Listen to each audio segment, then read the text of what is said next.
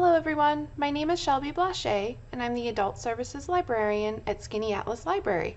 Today we will be discussing a free genealogy resource, Ancestry Library Edition, available to Skaneateles patrons who are interested in genealogy and researching their family tree. But first I'd like to introduce Geraldine Huba, the Museum Director of Skaneateles Historical Society's museum at the Creamery, located in Skaneateles, New York. Geraldine will be discussing the local genealogy resources available to everyone and how to access those resources. I hope you enjoy our presentations.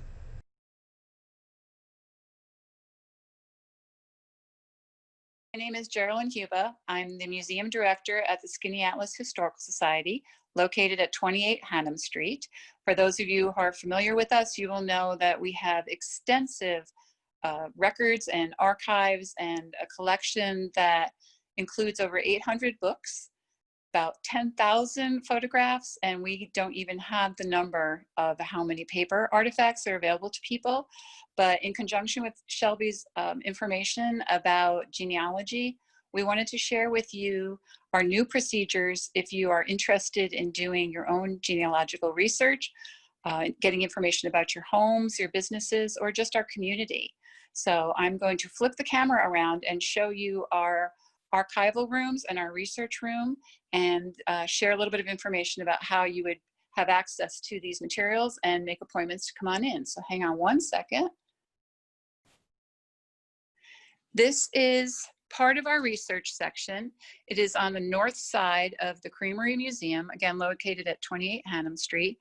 The organization was founded before it was accredited by the New York State Education Department in 1958 by a group of Skaneateles citizens who wanted to preserve our local history.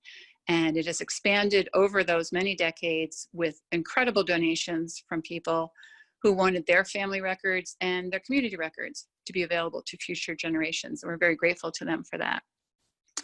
In 1990, the village gave the Skaneateles Historical Society for a lease the old Creamery building located on Hannam Street. And after several years of extensive renovation, it was opened as the Creamery Museum. And then not that long ago, we were able to have the boat wing expansion on the south side of the building. But from the beginning, boxes of materials that were stored at the town and the village and in people's homes were brought over to this building in these areas and were cataloged and organized by several different, I want to say, topics or categories to make it easier for people to look through them and to research with them. But one of our main assets in this organization in the Historical Society is our tremendous volunteers. We have almost 50 active volunteers who cover a variety of areas, and the ones who work in this back area are our research volunteers. They have spent countless hours becoming familiar with all the records that we have and the materials that we have so they can help people do the kind of research that they're interested in, whether it's genealogy or their homes, their businesses, or the community, as we said. The way the system is working right now during the pandemic is that you would need to make an appointment to come in, and you can visit our website or give us a phone call, and we will set aside about 90 minutes of time, and we need to know the topic that you're interested in, and we will pull whatever materials we might have related to that topic, and then you'll be meeting in another room. Social distancing, masks are required by everybody in the building. Hand sanitizer is available, and our research volunteers would work with you in that 90-minute block to do the research that you were interested in, and then you can make other appointments if you want to come back at another time. But I want to show you a little bit about how this works. So all these file cabinets include house files, subject files. They go from churches, businesses, industries, restaurants, entertainment, sports, transportation. Everything here has to be related to Skaneateles history. That is the criteria in our mission. The house files are particularly fascinating because they are organized by the street number of the house. So for example, we're 28 Hannum Street. So we would look up Hannum Street and the number 28, and any information that we have would be in that file. So we are able to help people, excuse me, as I tripped over the chair. We are able to help people as they're researching their new homes, as they're trying to get information to do renovations or restorations. We also have a very wonderful program where if you would like, we have an opportunity for you to have your date of your house when it was built certified by our local historians, our town and village historians, and then you can have a house plaque made, and they are done by a local craftsperson in Homer for us. And one of my visions would be to have as many houses as possible have these wonderful plaques and dating your home on the outside. So we have that information for you. It's also on the website. In the back room here, we have census records, we have yearbooks, we have local authors who have contributed the things that they've written for us. We have many maps. We have numerous deeds and information like that, depending again what you're interested in. And in the very back room of our research area, this is called the cooler, which was nicknamed because of it being in a former creamery. This is where all of our photographs are stored. This is where other volumes are stored, local authors, ledgers, paper artifacts. These are our subject files. So these would be by person. So if you have a genealogy question, you have the last name. If you have questions about marriages, deaths, births, any information that was in a local newspaper, if we have available, it would be sorted by the subject. These records are oversized artifacts and archives. So we have diaries, scrapbooks, diplomas, photo albums. We have boxes on the Civil War, World War I, World War II, artisanal industry. We have quite a few boxes related to that. And then one of our greatest assets is the former volumes of the Skaneateles Press, going back to the very early 1900s. We have bound volumes, and then we also have loose papers that are sorted by the date and by the year. And these can be made available to you as well. We had a family who used to live in Skaneateles, and their mother wrote an article each week for the press, and they came in and researched 10 years worth of her articles to create a memory book for her. So these are all available to not just our members, but anybody who's interested in getting assistance. And again, it just needs to be done by appointment. You can call us or email us, and we'd be happy to work with you. Post the pandemic and COVID, we would allow people back in this area themselves to work with our research volunteers again. People would not be in here by themselves, but they could have greater access, not just running the materials back and forth for them to the other meeting room. We have microfilm copies of other newspapers and census records. We do have a microfilm reader, and it still does work. So, and just to give you a sense of the history of how this was all created, prior to moving here, this is the card catalog that had an individual card created on each item or each person, each subject, and then information was recorded on the card of where the items were stored in the collection. So we've moved up to everything is computerized. We are digitizing our photograph collection. As I mentioned, there's over 10,000 photographs, and that is an ongoing process. We received a New York State grant through the CLRC, and we are working on that so that eventually all of our photographs would be available to anyone by visiting our website. And that is an ongoing process that we're working on right now. So this is our research room, and we would be delighted to assist you with any information that you need for your family history. And we encourage you to stop in and visit. We were able to reopen the last weekend in July. We are here Fridays and Saturdays from 1 to 4 for self-guided tours. And then, as I said, for research assistance, particularly for genealogy, you just need to give us a call or email us to make an appointment. I really appreciate this opportunity to share this information with the people from the library. Shelby, thank you so very much. And we look forward to having you visit soon. Take care, everyone.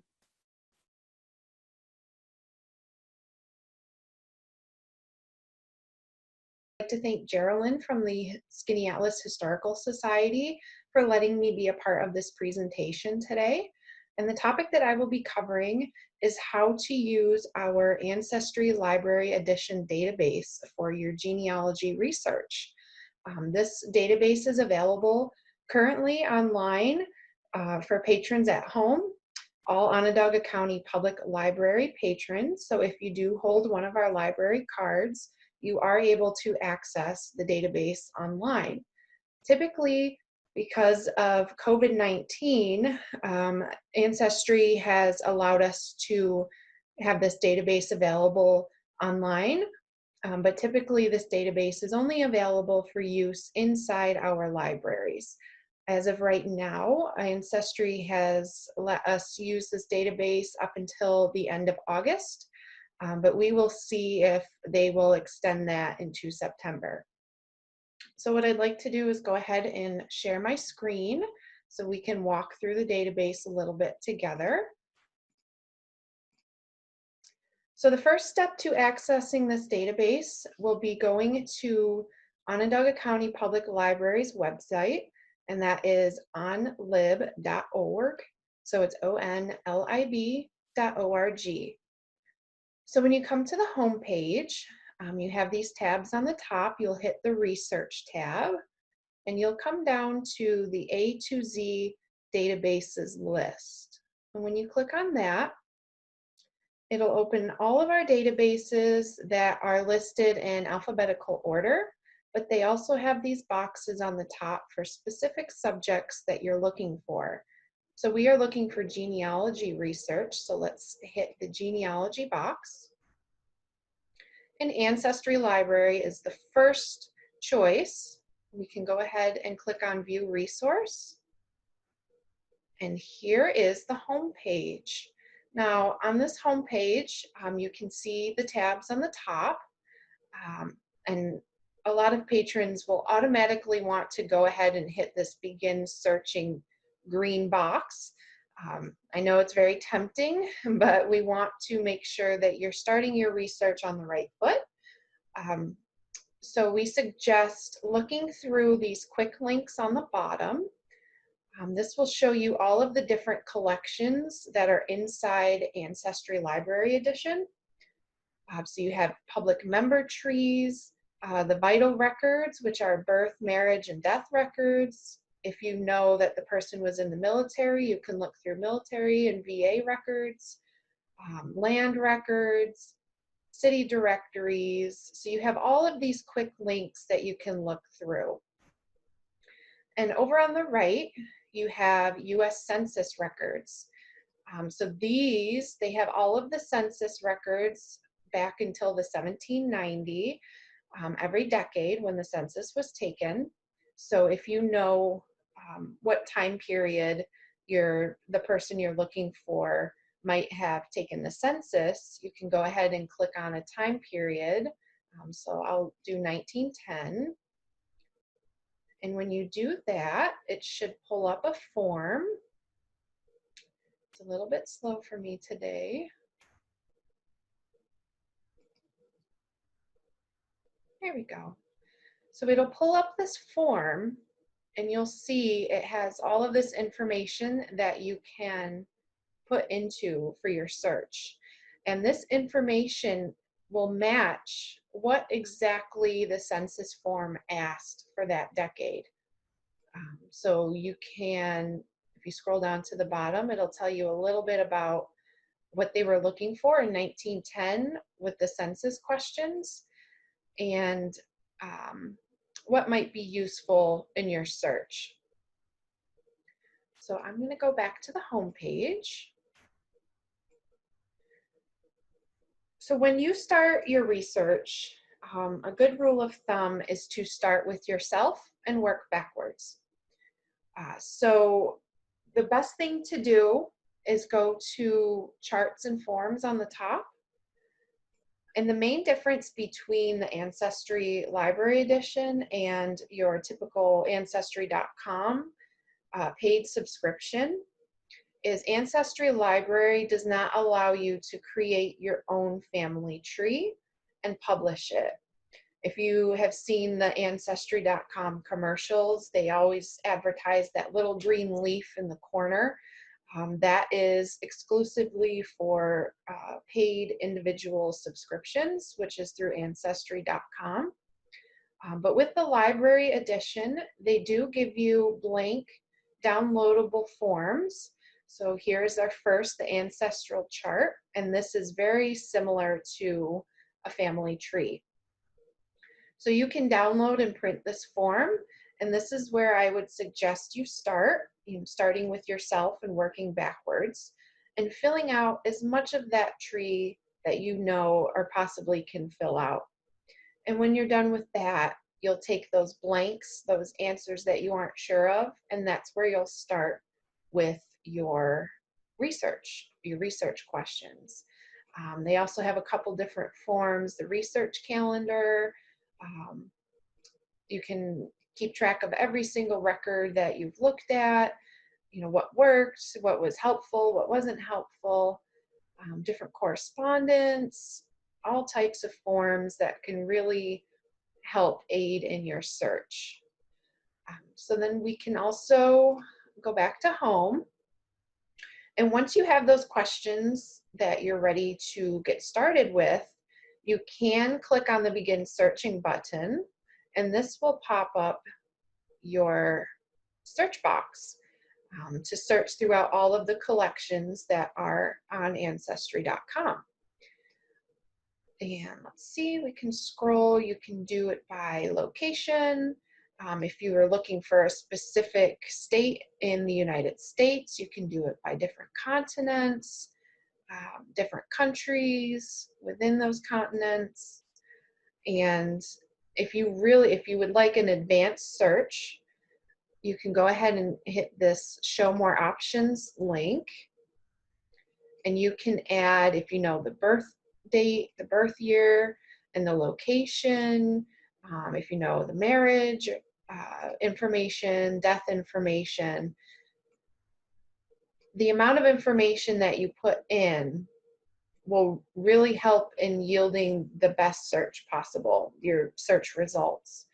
And you can also tailor it to these specific filters. If you only want family trees, you can unclick these check marks and you'll only get family trees for your search results. And also, if you start to type in, if you know the person's name, I'll do an example of Isaac Asimov. You can, if you know that this is the exact name, you can hit this check mark. You can click that box. Or if you think it's something similar or it sounds the same, you can go ahead and click these boxes. Because of these records that were from decades before, some of the spellings may be off. It may be a little bit variant in how the records were put into the system or how they were written in that time period. So sometimes if you're not getting a lot of results, it would be best to see, put in sounds like or similar to open up the results field to see if maybe it was misspelled along the way. So outside of our search, Ancestry Library Edition also has message boards. So if you're really stuck on a question or you aren't making any headway, one thing that I would suggest is to head over to these message boards and see if another researcher is having the same issue. So you can search all of the boards, all of the message boards with Ancestry with keywords or names. You can also do it by topics, and they have categories here on the bottom. This looks like it's specifically locations, and these are topics. So this is a great resource if you want to reach out to fellow researchers and see if they've stumbled across the same issue that you're having and if they found an answer. And it's a great way to, be social with other researchers and see what they're working on and can maybe help you in your research. And the next tab is the Learning Center. And this is a great place to really dive in with your research. This is teaching you, these are research aids, these are guides on how to conduct the best research. They have it broken down into, if you're having issue with census records, here's different tips and typical questions. Beyond the basics. So if you're ready to dive a little bit deeper than just the surface, they have all different guides on religious records, military records. There's a whole section down here for just trying to get the best results from military records, different ethnicities. So these are all printable PDF files that you can look through and print off for yourself if you'd like to read through it. They also have a map section that you can go through, and this is just a map of the United States and each of our states. So let's click on New York. So they have an overall research guide, a family history research. So if you're looking for more local research, the best way to do that, how to get a hold of vital records in New York, also with census records. So if you know one of your relatives was in one of our states and you'd like to get more information, such as probate records for land or land taxes, going into these maps and looking at these guides, they will really put you on the right track to getting the right information. So let's go ahead and close that out. And the last tab is New Collections. And this is a card catalog of all of the collections and records that Ancestry has. And this is where you can sort and filter. So if you want to see new records that were just added, you can go ahead and hit the date updated over here in this filter. And it looks like there's 10,519 results for all of these newly added collections, but we put the newest collections on top. You can see if you hover over this link, it'll tell you when the record was updated. So it looks like that was August 10th, 2020. So that's very recent. And you can go ahead and there's also filters on the left if you want just census records or military records. So for military, it looks like this, the most recent was July 27th, 2020, and they updated the Civil War prisoner of war records. So if you've tried looking through the Civil War records and you weren't able to find the person that you're looking for, and you see that they were updated, that might be a good indication to go back in and maybe they found the person that you're looking for. Maybe they got a new record and have updated it and is now searchable. So this is always a great place to come to see, what's been updated, if there's anything new for you to look at, if you're stuck in your research and you're not making any headway. So that is Ancestry Library Edition in a nutshell. It's very quick.